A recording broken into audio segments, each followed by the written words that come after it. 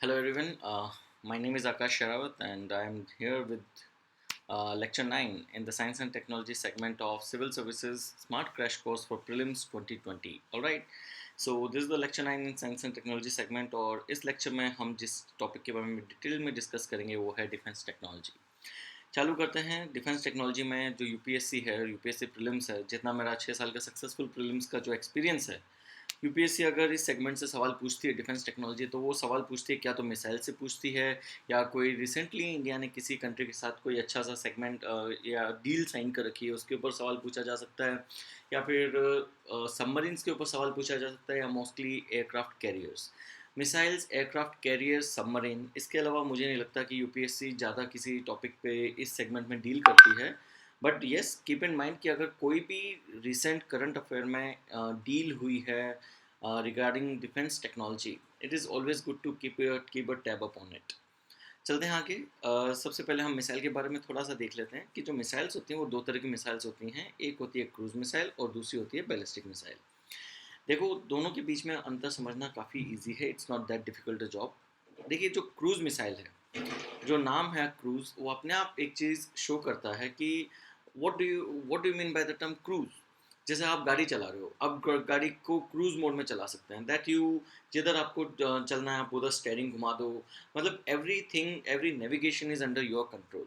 So cruise missile are the same, having the same concept कि जो cruise missile हैं वो गाइडेड मिसाइल्स होती हैं।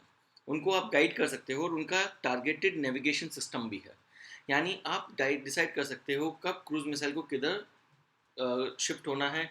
या जैसे फॉर एग्जांपल, अगर आपने मूवी देखी हो आयरन मैन, तो आयरन मैन मूवी में आपने देखा होगा कि एक मिसाइल लॉन्च करती है यूएसए की government for hitting unidentified flying object that was actually Iron Man. तो जिधर भी आयरन मैन टर्न होता था, टोमाहॉक मिसाइल भी उधर ही टर्न हो जाती थी। जैसे आयरन मैन ने लेफ्ट टर्न लिया, टोमाहॉक मिसाइल ने भी लेफ्ट टर्न लिया। सो इस तरीके से जो गाइडेड मिसाइल्स होती हैं उनको क्रूज मिसाइल कहते हैं, उनके पास खुद का अपना नेविगेशन सिस्टम होता है। वहीं पे जो बैलिस्टिक मिसाइल है, बैलिस्टिक मिसाइल गाइडेड नहीं होती। आप क्या करते हो, फिजिक्स की इक्वेशंस को यूज़ करते हो और ये देखते हो कि इस मिसाइल को हमने इतनी एंगल पे इतनी वेलोसिटी के साथ छोड़ा तो कितनी दूर जाके, कितनी उसकी रेंज होगी, कितनी दूर जाके वो टारगेट को हिट करेगी। सो बेसिकली जो बैलिस्टिक मिसाइल्स हैं, they follow the projectile motion laws, whereas the cruise missiles, they have their own mechanism of navigation. आगे चलते हैं, सेकंड डिफरेंस देख लेते हैं क्रूज मिसाइल और बैलिस्टिक मिसाइल के बीच में। जो क्रूज मिसाइल हैं वो लो ऑल्टीट्यूड पे ट्रेवल करती हैं। लो ऑल्टीट्यूड पे इसलिए ट्रेवल करती हैं क्योंकि गाइडेड हैं, कम्युनिकेशन के साथ होना चाहिए और कम्युनिकेशन रडार के अंडर होना चाहिए। इस वजह से उनका जो ऑल्टीट्यूड है, फ्लाइंग ऑल्टीट्यूड क्रूज मिसाइल का, वो जनरली कम होता है। वहीं पे जो बैलिस्टिक मिसाइल्स का जो ऑल्टीट्यूड है वो बहुत ज़्यादा हाई होता है। बेसिकली क्या होता है कि जो क्रूज मिसाइल हैं उनकी रेंज हम शॉर्ट रखते हैं ताकि वो हमारे कम्युनिकेशन के अंदर ही नेविगेशन करें।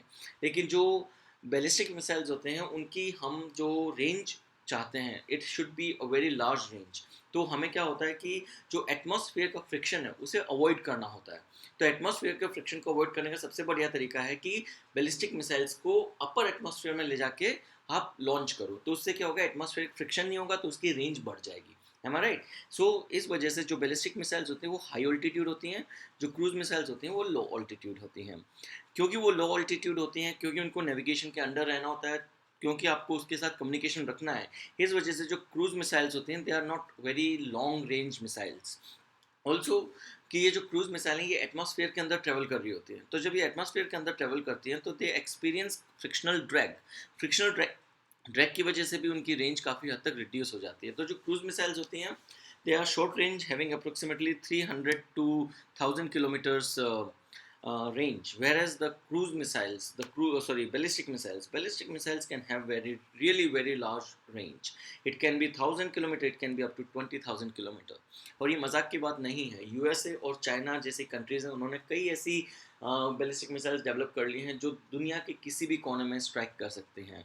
50-50 हज़ार किलोमीटर तक की रेंज इन्होंने डिस्कवर कर रखी है कवर करने के लिए। इतनी लॉन्ग रेंज बैलिस्टिक मिसाइल्स आज की डेट में डेवलप हो गई, लेकिन जो क्रूज मिसाइल है वो 1000 किलोमीटर से ऊपर ज़्यादा नहीं होती।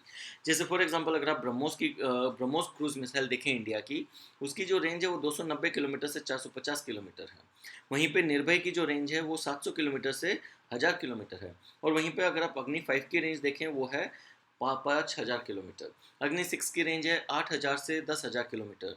और एक हम बैलिस्टिक मिसाइल डेवलप कर रहे हैं।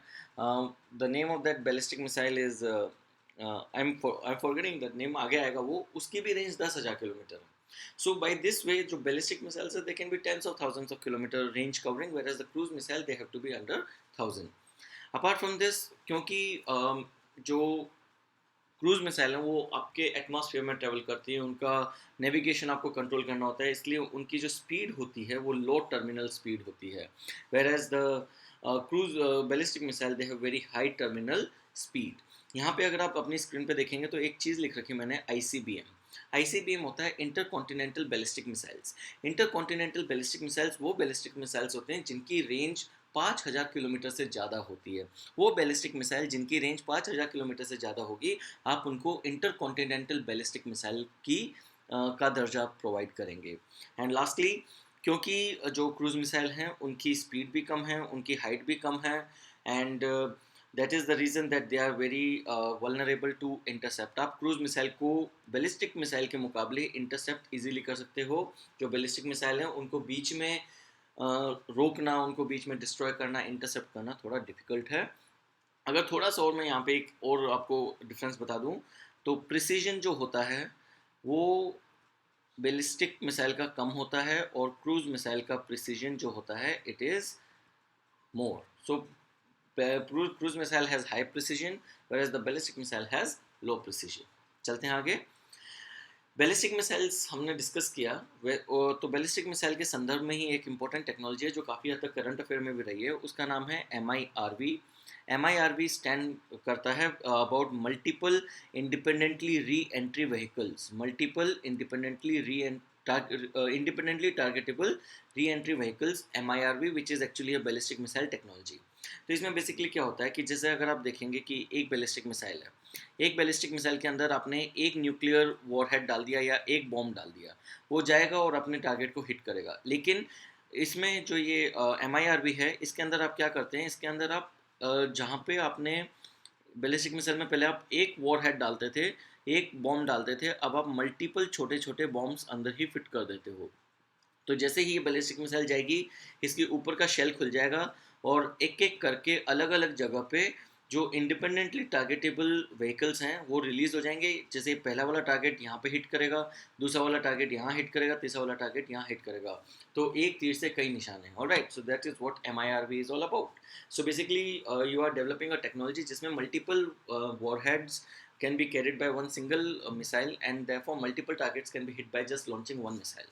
Alright, so this is MIRV, or multiple independently targetable re-entry vehicles. Alright, now जो MIRV टेक्नोलॉजी है वो इंडिया में अग्नि 5 में देखने को मिली है, जिसकी मारक क्षमता है 5000 किलोमीटर, और इसमें 30 से 10 MIRV अपलोड किए जा सकते हैं। दूसरा है अग्नि 6, जिसकी जो मारक क्षमता है वो है 8000 से 10,000 किलोमीटर तक, और इसमें 10 MIRV तक आप अपलोड कर सकते हैं। वैसे ही यस, ये तीसरी जो मैं मिसाइल आपको बता रहा था वो है सूर्या, जो अंडर डेवलपमेंट है, वो 10,000 किलोमीटर तक की रेंज रखती है। उसके अंदर भी आप 10 multiple independently targetable re entry vehicles upload कर सकते हैं। अब हम अपने मिसाइल्स का क्लासिफिकेशन करते हैं। देखिए, जो इंडिया में बैलिस्टिक मिसाइल्स हैं वो हैं पृथ्वी, पृथ्वी 1, पृथ्वी 2, पृथ्वी 3। सो पृथ्वी 1 2 3, धनुष, शौर्य, प्रहार, अग्नि 1। ये जो 5 आपको बैलिस्टिक मिसाइल्स के नाम दिख रहे हैं अपनी स्क्रीन पे, पृथ्वी 1 2 3, धनुष, शौर्य, प्रहार और अग्नि 1, ये short range surface to surface ballistic missile है जिनकी रेंज अप्रोक्सीमेटली 1000 किलोमीटर है। वहीं पे जो अगली 3 मिसाइल्स आप अपनी स्क्रीन पे देख सकते हैं, अग्नि 2, अग्नि 3 एंड अग्नि 4, ये intermediate range surface to surface ballistic missile है जिनकी रेंज 1000 से 5000 किलोमीटर तक है। और आपको पता है कि जिन बैलिस्टिक मिसाइल्स की रेंज 5000 किलोमीटर से अधिक है, हम उनको मोस्टली क्या दर्जा देते हैं, इंटर कॉन्टिनेंटल बैलिस्टिक मिसाइल का। तो इंडिया में जो 3 इंटर कॉन्टिनेंटल बैलिस्टिक मिसाइल्स हैं या डेवलप हो रही हैं वो है अग्नि 5, अग्नि 6 और सूर्या। अग्नि 6 और अग्नि 6 की रेंज है 8000 से 10,000 किलोमीटर, सूर्या की रेंज है 10,000 किलोमीटर, और अग्नि 5 की रेंज है 5000 किलोमीटर, 5500 किलोमीटर के आसपास। इस वजह से जो अग्नि 5, अग्नि 6 और सूर्या मिसाइल्स हैं, हम उनको इंटर कॉन्टिनेंटल बैलिस्टिक मिसाइल का दर्जा देते हैं। चलते हैं आगे। अगर आप सबमरीन लॉन्च बैलिस्टिक मिसाइल्स की बात करें तो वो है सागरिका, जिसका नाम है K5, K4, K5, sorry Sagarika का नाम है K15। K15 के अलावा K4 भी हमने डेवलप कर ली है। तो सागरिका और K4 जो हैं वो सबमरीन लॉन्च बैलिस्टिक मिसाइल्स हैं जो कि तैयार हो चुकी हैं। K5 और K6 अंडर डेवलपमेंट हैं।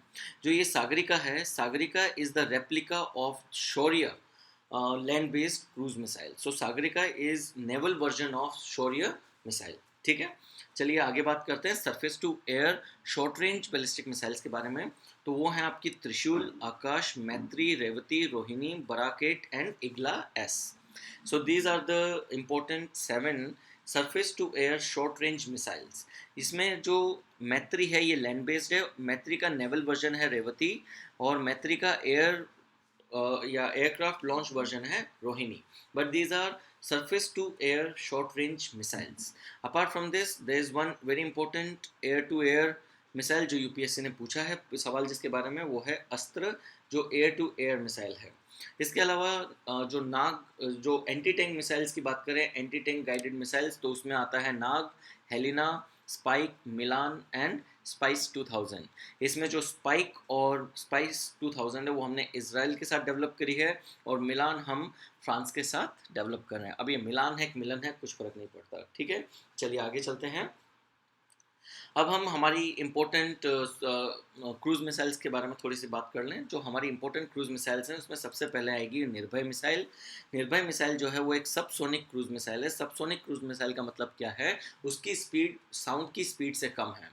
Anything that is having speed of sound is known as sonic speed, और anything less than the speed of sound is known as subsonic. Anything that has the speed which is more than the speed of sound is known as supersonic. तो निर्भय जो है वो subsonic cruise missile है because उसकी speed है 0.7 Mac. जो sound है, sound की जो स्पीड होती है उसको हम बोलते हैं 1 मैक, जो अप्रोक्सीमेटली 300 या 330 मीटर प्रति सेकंड के हिसाब से जो speed of sound in air है उसको हमने 1 मैक बोल रखा है। यानी जो निर्भय स्पीड, निर्भय जो सॉरी जो निर्भय मिसाइल है, क्रूज मिसाइल है, उसकी स्पीड है एयर के अंदर 0.7 इंटू 330 मीटर पर second approximately. Alright, so this is what is the speed of निर्भय इन एयर। वहीं पे जो हमारी ब्रह्मोस है, ब्रह्मोस एक सुपरसोनिक क्रूज मिसाइल है क्योंकि उसकी स्पीड है 2.8 मैक, यानी वो हवा में जो साउंड की स्पीड है उससे अप्रोक्सीमेटली 2.8 टाइम्स ज़्यादा बेटर या ज़्यादा फास्ट ट्रेवल करती है। ऑलराइट, अगली जो हम मिसाइल के बारे में बात करेंगे वो अभी डेवलप हो रही है, हो चुकी है लगभग, और हमारी सेना में इंडक्ट होने वाली है। उसका नाम है ब्रह्मोस 2। ब्रह्मोस 2 है वो एक हाइपरसोनिक क्रूज मिसाइल है क्योंकि उसकी जो स्पीड है वो approximately 6 times the speed of sound in air है। सो हाइपरसोनिक जो क्रूज मिसाइल्स हैं वो अभी तक दुनिया में सिर्फ 3 देशों के पास हैं। एक है चाइना, दूसरा है यूएस, तीसरा है रशिया, और अब चौथा after BrahMos 2 India will become the 4th country in the world to have a hypersonic cruise missile. चलते हैं आगे। अब जो इंडिया की जो बैलिस्टिक मिसाइल डिफेंस सिस्टम है, देखिए मैंने आपको बताया कि जो बैलिस्टिक मिसाइल्स उनकी रेंज बहुत ज़्यादा है, उसमें मोस्टली न्यूक्लियर वेपन कैरी किया जाता है। ऑलराइट, एंड अभी जो multiple independent targetable re entry vehicle के बाद में तो एक ही बैलिस्टिक मिसाइल से मल्टीपल लोकेशंस को टारगेट किया जा सकता है। इसकी वजह से बैलिस्टिक मिसाइल बहुत डेंजरस हो गई हैं। सो बैलिस्टिक मिसाइल्स जो हैं उनको उनसे हमें अपने आप को डिफेंड करना है, अपनी कंट्री के बॉर्डर्स को डिफेंड करना है, और इस वजह से इंडिया ने ballistic missile defence system develop किया है which we study as Indian ballistic missile defence system. तो इंडिया का जो indigenous ballistic missile defence system है वो 2 टियर है, यानी उसके 2 लेवल हैं। जो पहला लेयर है वो एंडो एटमॉस्फेयर है, मतलब वो एटमॉस्फेयर के अंदर बैलिस्टिक मिसाइल को डिस्ट्रॉय करता है। It is known as the advance air defence, और इसके अंदर जो बैलिस्टिक मिसाइल को डिस्ट्रॉय करने के लिए दूसरी बैलिस्टिक मिसाइल लॉन्च करेगी इंडिया, उसका नाम है अश्विन। सो जो एडवांस एयर डिफेंस है वो एंडो एटमॉस्फेरिक एयर डिफेंस है बैलिस्टिक मिसाइल को रोकने के लिए, और इसको कई बार हम अश्विनी एयर डिफेंस भी बोलते हैं अश्विन एयर डिफेंस भी बोलते हैं because the ballistic missile that is going to counter the incoming ballistic missile, उसका नाम है अश्विन मिसाइल। नाउ दिस जो अश्विन मिसाइल है या फिर एंडो एटमॉस्फेरिक बैलिस्टिक मिसाइल को टैप करने के लिए जो हमने अपना ballistic missile defence system develop किया है, वो किसी भी बैलिस्टिक मिसाइल को 20 से 40 किलोमीटर की हाइट पे इंटरसेप्ट कर लेगा। That means inside the atmosphere. So endo atmospheric, AAD, Ashwin air defence, advance air defence is endo atmospheric. Clear, चलते हैं आगे। जो सेकंड लेयर है हमारा बैलिस्टिक मिसाइल डिफेंस सिस्टम का, वो है पृथ्वी एयर डिफेंस, जिसको हम कई बार प्रद्युमन बैलिस्टिक मिसाइल इंटरसेप्टर भी बोलते हैं। ये 80 किलोमीटर से ऊपर के ऑल्टीट्यूड पे बैलिस्टिक इनकमिंग बैलिस्टिक मिसाइल को इंटरसेप्ट करेगा, उसे नस्तो नाबूद करेगा, यानी वो 80 किलोमीटर से 200 से 300 किलोमीटर हाइट पे ट्रेवल करने वाली किसी भी बैलिस्टिक मिसाइल को डिस्ट्रॉय कर सकता है। सो ये तो था Indian ballistic missile defence system. इसके अलावा हमने अभी recently multi layer air defence system borrow किया है, बोरो नहीं किया, परचेज किया है, किससे? रशिया से।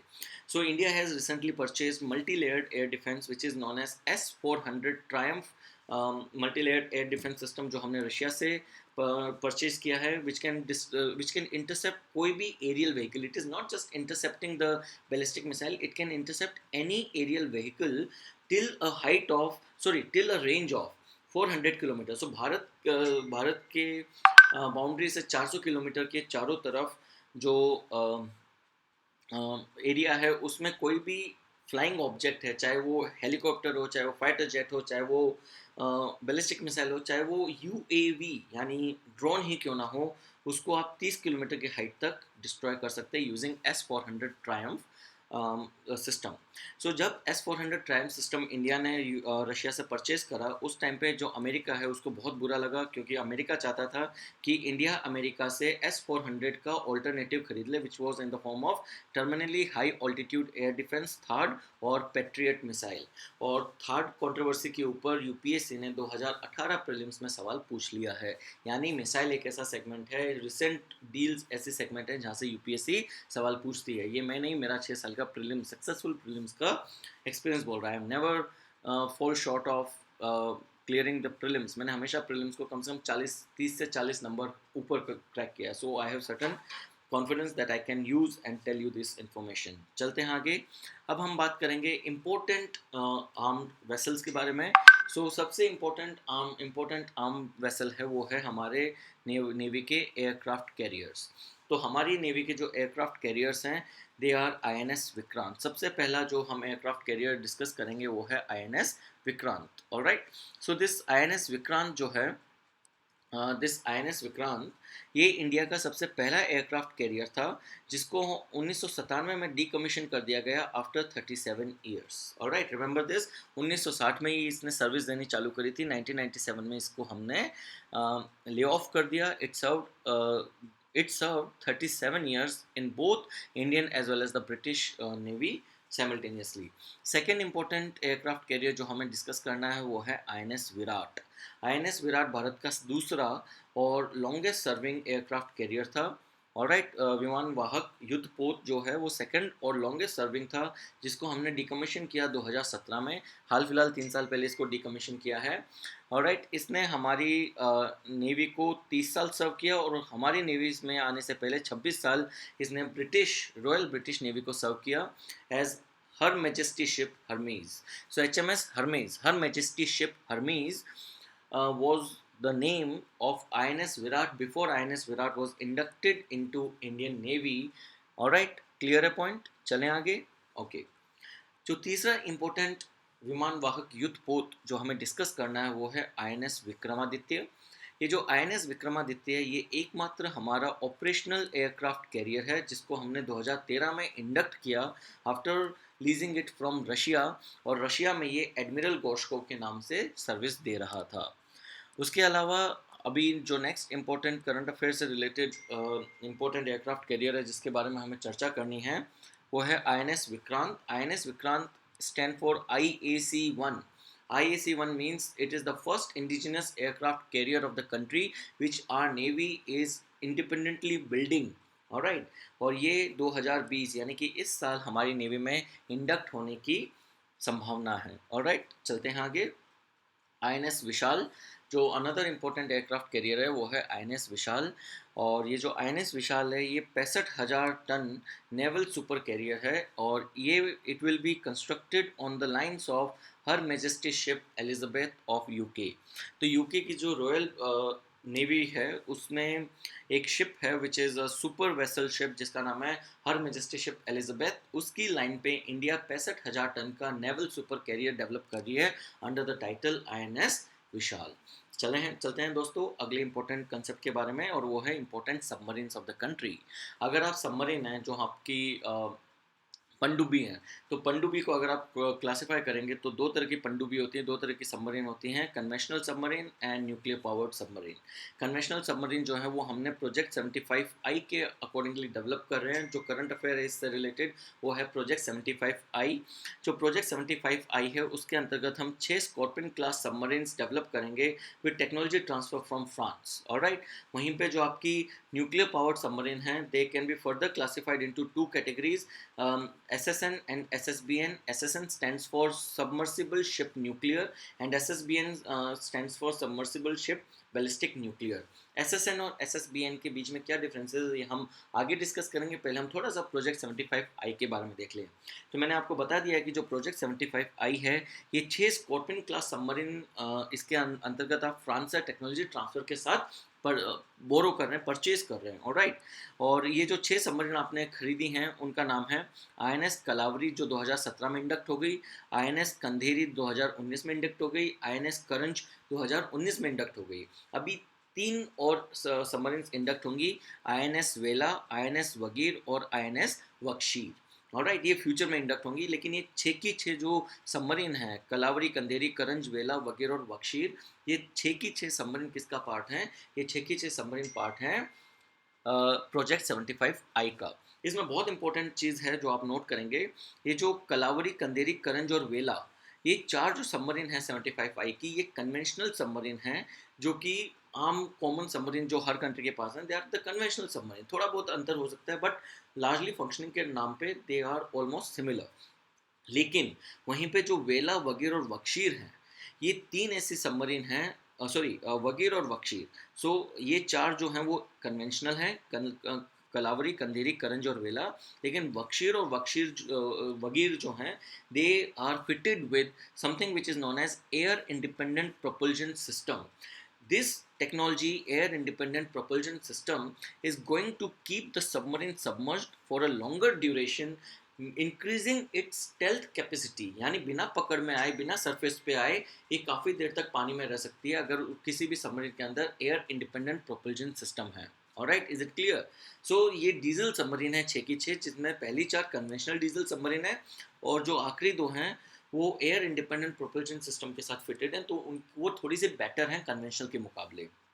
अब जैसा हमने बात करी थी कि जो न्यूक्लियर सबमरीन्स होती हैं, जो न्यूक्लियर सबमरीन्स होती हैं वो 2 तरह की होती हैं, SSN सबमर्सिबल शिप न्यूक्लियर, जो कि एक तरीके से अटैक सबमरीन होती हैं। सो पहली चीज़ तो ये न्यूक्लियर सबमरीन इसलिए क्योंकि इनको चलाने के लिए आप न्यूक्लियर फ्यूल का यूज़ करते हो। ऐसा नहीं कि अगर सबमरीन के अंदर न्यूक्लियर वेपन है तो न्यूक्लियर सबमरीन होगी, नो। अगर सबमरीन को चलाने के लिए आपने न्यूक्लियर फ्यूल यूज़ किया तो वो न्यूक्लियर submarine होगी। Alright, so SSN is a type of nuclear submarine which are attack submarine because they are propelled using nuclear fuel and they mostly contain torpedoes and cruise missile।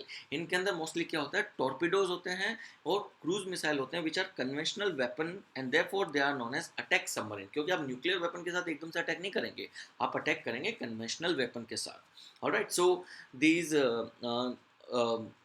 SSN जो हैं they are the nuclear submarines which are attack submarine because they can carry conventional weapon, whereas the submersible ship ballistic nuclear they are like they are nuclear submarine because they are nuclear powered, लेकिन उनके अंदर conventional weapon के साथ साथ ballistic missiles भी हैं which carry nuclear weapon। So SSBN carry nuclear weapon whereas SSN mostly carry only conventional weapon। Alright, now because nuclear weapon use करना इतना आसान नहीं है, इस वजह से जो आपकी SSBN है they are mostly used as deterrent and not submarine। ये वो हैं, ये दांत दिखाने के काम है कि अगर आपने हमें टच किया तो हम आपको डिस्ट्रॉय कर देंगे। So these SSBN are used as deterrents and not as attack submarine. अगर आप हमारी SSN फ्लीट के बारे में देखें कि हमारे पास सबमर्सिबल शिप न्यूक्लियर कौन कौन सी हैं, तो चक्रा 1, चक्र 2 और Chakra 3 they are the 3 SSN fleet. Chakra 1 जो है it was the first nuclear powered submarine of India. Chakra 2 जो है it was the second nuclear powered submarine of India. जो चक्र 3 है ये अभी हम इंडक्ट कर रहे हैं, ये हम रशिया से लीज पे ले रहे हैं, वो है Akula class submarine from Russia. वहीं पे अगर हम हमारे सबमर्सिबल शिप बैलिस्टिक फ्लीट की बात करें तो दो शिप्स हैं हमारे पास, अरिहंत और अरिघत। जो अरिहंत है वो 2019 में इंडक्ट हुआ है, अभी करंट अफेयर है। It became the first nuclear powered ballistic submarine, remember this. अगर सिर्फ न्यूक्लियर पावर्ड सबमरीन की बात आएगी तो चक्र 1 है, अगर न्यूक्लियर पावर्ड बैलिस्टिक सबमरीन की बात आएगी तो अरिहंत है। यूपीएससी ऐसे एक एक शब्द के फेर से बदलने वाले सवालों को बहुत ही पसंदीदा तौर पे पूछता है, रिमेंबर दिस थिंग। जिसमें एक वर्ड को ऊपर नीचे बदलने से ऑप्शन बदल जाए, यूपीएससी के वो फेवरेट क्वेश्चंस होते हैं। This is my experience and I am not wrong at this point. So अगर क्वेश्चन आता है which is India's first nuclear submarine, Chakra 1। What is which is India's first nuclear powered submarine, Chakra 1। What is India's first nuclear powered ballistic submarine, Arihant, remember this. Good, चलते हैं आगे। जैसे Arihant India की पहली nuclear powered ballistic submarine है, वैसे ही अरिघत जो है वो इंडिया की second nuclear powered ballistic submarine बन के सामने आएगी। जो अरिहंत और अरिघत है उसको हमने डेवलप किया है under advance technology vessel programme. So this was all about nuclear defense technology. I hope that it was a good learning experience for you. So इसके अलावा फाइटर जेट्स बहुत सारी चीज़ें होती हैं, मेरे को नहीं लगता they are of any importance इतना, क्योंकि न्यूज़ में अभी इतना था नहीं कोई भी फाइटर जेट, तो हम यहाँ नहीं कवर कर रहे। बट अगर टाइम है आपके पास तो एक बार फाइटर जेट्स जरूर देख लें, हेलीकॉप्टर्स देख लें और मिलिट्री एक्सरसाइजेज देख लें। So that was all from science and technology dimension of defence technology. Signing off, this is Akash.